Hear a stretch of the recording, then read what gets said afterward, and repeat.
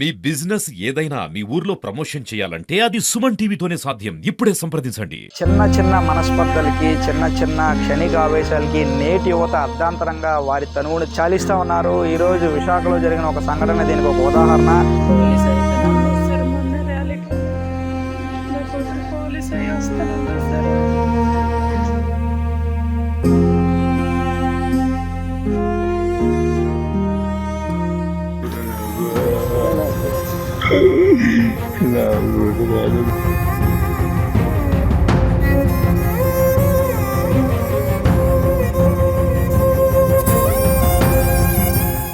Welcome to Suman TV. నేను మీ చందు యాదవ్. ప్రస్తుతం చిన్న చిన్న మనస్పర్ధలకి, చిన్న చిన్న క్షణిక ఆవేశాలకి నేటి యువత అర్ధాంతరంగా వారి తనువును చాలిస్తూ ఉన్నారు. ఈరోజు విశాఖలో జరిగిన ఒక సంఘటన దీనికి ఒక ఉదాహరణ.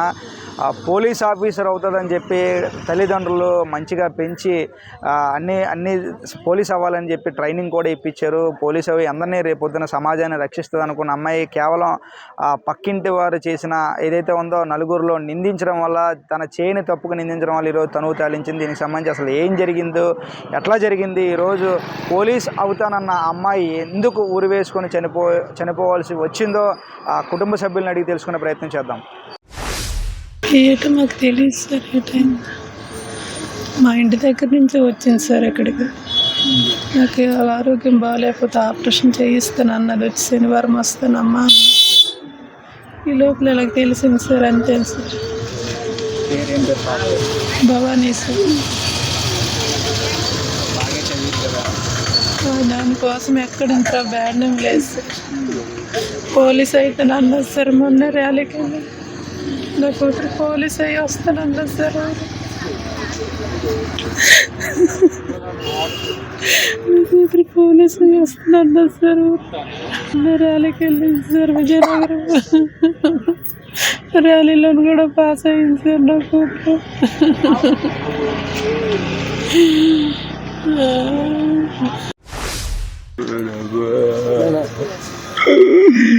నా కూతురు దేవుడు చెప్పింది. కూతురు నా కూతురు ఏటైనా తెలియదు. అప్పుడు నా కూతురు దేవుడు చెప్పడమే చెప్పింది. కూతురు నా కూతురు జాబ్ చేస్తాడండి. కూతురు ఎలా చదివేది పాప? తెలియదు. ఏం జరిగింది? ఏం జరిగిందో తెలియదు మనకి. మనం వైజాగ్లో ఉంటాము. ఆవిడ తెలియదు మనకి. పాప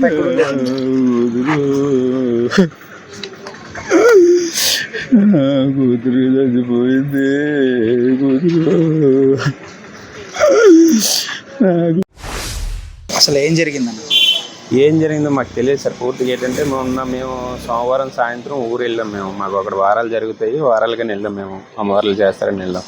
ఈ పాప అమ్మ నువ్వు వస్తావంటే నేను వస్తాను మాయా, వైజాగ్లో ఉంటాను ఒకరోజు, మాకు షాప్ ఉంది. ఒకరోజు నేను చూసుకొని నాకు 9-10 ఎన్సీసీ చూసుకొని అమ్మకి ఆపరేషన్ ఉంది, 12 తారీఖు మా అక్కకి ఆపరేషన్ ఉంది పూండిలో. అది వెళ్ళిపోతే నేను అమ్మ దగ్గర ఉండాలి కదా అంటే సరేనమ్మా ఎలాగ నీకు ఎన్సీసీ ఉంది కదా ఒక రోజు ముందు అని వచ్చింది. వచ్చినాక మేము ఎక్కడైతే మా షాప్ ఉందో పైన మా అత్తారు ఇల్లు ఉంది. మా మామయ్య, మా చిన్న మామయ్య, మా అత్తలందరూ. అది ఎక్కడ ఉండిపోయామ్మా అక్కడికి వెళ్ళక నువ్వు వీళ్ళ దగ్గర ఉండిపోయి అంటే తెల్లవారు స్నానం చేయడానికి వెళ్తాను మాయ, మళ్ళీ బట్టలన్నీ ఎక్కడి నుంచి అక్కడ మోసుకొని వెళ్ళాం కదా అని అందుకు. అది స్నానానికి వెళ్ళి కానీ నువ్వు ఇటు వెళ్ళడానికి లేదు అని చెప్పాను. చెప్తే సరే ఇది వరకు కూడా నేను ఒకసారి ఊరు వెళ్తే ఇలాగే ఏ ప్రాబ్లం లేదు సరేనమ్మా అనుకుని వెళ్ళిపోయాము. వెళ్ళిపోతే మొన్న రాత్రి నేను సోమవారం రాత్రి ఫోన్ చేసింది మాయా ఎంత అని మొత్తం అంతా షాప్ కోసం అన్నీ చెప్పింది. తర్వాత తెల్లారితో మంగళవారం మొత్తం అన్నీ చెప్పింది. బుధవారం తెల్లవారి వచ్చేసరికి అంటే మేము 9 గంటలకు రిటర్న్ బయలుదేరుతున్నాము. ఈ లోపు మాకు ఫోన్ వచ్చింది ఇలాగ జరిగిందని. వెంటనే మేము వచ్చి గీతంకి వచ్చేసరికి ఈ విధంగా మనిషి అయి ఉంది సార్. అమ్మాయి బాగా చదివేదా? పోలీస్ కూడా అవుతుందని? అమ్మాయి ఎన్సీసీ సార్. ఎన్సీసీ మొన్న చెన్నై కూడా వెళ్ళింది అమ్మాయి. ఎన్సీసీ చేస్తుంది అమ్మాయి. ఇంతకుముందు ఒకసారి విజయనగరం క్యాంప్ వెళ్ళింది, NCC camp. ASS college degree చదువుతుంది అమ్మాయి. ఎందువల్ల ఈ అఘాయిత్యానికి పాల్పడింది అమ్మాయి? అసలు వాళ్ళ హస్బెండ్తో మాట్లాడుతుందని ఆవిడ వచ్చి కొట్టడం ఏదో చేసిందండి సార్. ఆవిడ మాకు భయభ్రాంతులకు గురి చేస్తే ఈ అమ్మాయి ఏం చేసింది, భయానికి ఏమవుతుందో మాట్లాడింది లేదు, ఎవరికి తెలియదు సార్. ఏమవుతుందో తెలియక మా మామయ్యకి తెలిస్తే ఏమవుతుందో, మా అమ్మాయికి ఏమవుతుందని కంగారులో మరి చేసిందో మరి వీళ్ళు ఏం చేసిందో మనకు తెలియదు. అది అమ్మాయికి హెల్త్ ఇష్యూస్ ఏ జ్వరం వచ్చినా జబ్బు వచ్చినా ఆగదు ఎన్సీసీ విషయంలో. నేనే తిడతాను, నీకు జ్వరం వస్తుంటే నీకు ఇది బాగా ఇదైపోయి ఎందుకమ్మా ఇంతేం చేద్దామంటే చచ్చింది. దాని నాకు టార్గెట్ అదే కానిస్టేబుల్ అవ్వాలి అనుకోండి ఎన్సీసీ బట్టలతో ఫోటో తీసుకొని వాళ్ళ ఇంట్లో ఏకంగా పెద్ద ఫ్రేమ్ కట్టించి పెట్టుకుంది. ఏకంగా ఎన్సీసీ రైఫిల్ ఏదో ట్రైనింగ్ తీసుకెళ్తారు, రైఫిల్తో ఫోటో తీసుకెళ్ళి పెద్ద ఫోటో ఫ్రేమ్ కట్టి పెట్టుకునింది ఇంట్లో. అంత ఇష్టం అమ్మాయి కానిస్టేబుల్ అవ్వాలని. ఇంకా యాక్చువల్లీ ఇక్కడ ఎన్సీసీలో జాయిన్ అవ్వడానికి వైజాగ్లో ఇక్కడ ఉండడానికి కారణం ఏంటంటే మిగతా ప్రైవేట్ కాలేజీలో ఎన్సీసీ ఉండదు కదా, ఈ కాలేజీలో ఎన్సీసీ ఉంటుంది చెయ్యాలనే ఉద్దేశంతోనే మా ఇంటి దగ్గర ఉంది. లేదంటే వాళ్ళు ఎక్కడో చదివించుకుందరు, ఆ ఉద్దేశంతోనే పెట్టారు వాళ్ళు ఇక్కడ. ఊరేసుకొని మాకు ఆ పక్కింట్లో కన్స్ట్రక్షన్ చేస్తున్న ఆయన నాకు ఫోన్ చేశాడు, ఆ లోకల్లో ఉన్న ఆయన. ఇలా జరిగింది కనీసం పాప ఊరేసుకుంటే నేను ఇస్తాను ఏమైంది అంటే ఇతర 1-2 ఫోన్లు వచ్చాయి. నాకు ఏమైందంటే హాస్పిటల్ తీసుకెళ్ళండి, ఏమైందంటే ఎవరు చెప్పట్లే. వెంటనే నా అక్క వీళ్ళందరినీ తీసుకొని నేను బయలుదేరి వచ్చేసాను ఇక్కడికి. సో అమ్మాయి చాలా బాగా చదివేది, పోలీస్ ట్రైనింగ్కి వెళ్ళేది, పోలీస్ అవ్వాలని నిజంగా ఎప్పటి నుంచో తన కోరిక. ఎన్సీసీ కూడా చేసేది, సి సర్టిఫికేట్ హోల్డర్ కూడా తను. కేవలం చిన్న మనస్పర్ధల వల్ల ఎవరైతే పక్కింటి ఆవిడ వచ్చి నలుగురిలో నిలదీసి కొట్టడం ద్వారా తను ఈరోజు ఈ అఘాయిత్యానికి పాల్పడింది. రేపు ప్రజలందరినీ కాపాడుతుంది, పోలీస్ అయ్యి అందరినీ కాపాడుతుంది అనుకున్న నా కూతురు అవుతుంది. సో ఈరోజు నా కూతురు నా దగ్గర లేకుండా పోయింది. కేవలం ఇలా జరిగినట్టు నాకు చెప్పినా కూడా మామయ్య ఇలా జరిగింది మామయ్య, ఆవిడ అలా చేసిందని కనీసం నాకు చెప్పినా నేను ఏదో చేద్దును, కనీసం ఎవరికి చెప్పకుండా ఎంతో స్ట్రాంగ్గా ఉంటుంది అనుకున్న పర్సన్ ఈరోజు ఇలా ఉరేసుకొని మా అందరికీ దూరం కావడం నిజంగా బాధాకరంగా ఉంది. ఎందుకంటే మనస్పర్ధలు అంటే అసలు తప్పు జరిగిందే లేదో పక్కన పెడితే 10 మంది ముందు నలుగురిలో నిలదీయడం వల్ల ఏదైతే ఉందో తను చదువుకున్న అమ్మాయి, సో ఏం జరుగుద్దో మా అమ్మాయిలు తెలిస్తే ఏం జరుగుద్దో అనే భయంతో ఈరోజు ఉరివేసుకొని చనిపోయి నిజంగా మా అందరికీ దూరమైంది. పోలీస్ అవుతుంది అనుకున్న మేము కూడా ఎన్నో కలలు కన్నాం. తన కళలన్నీ కూడా ఈరోజు కళలుగానే మిగిలాయి. ఒక మంచి అమ్మాయిని మాకు దూరమైందంటూ కూడా కుటుంబ సభ్యులందరూ రోధిస్తూ ఉన్నారు. దయచేసి యువత అంతా కూడా ఈ మధ్యకాలంలో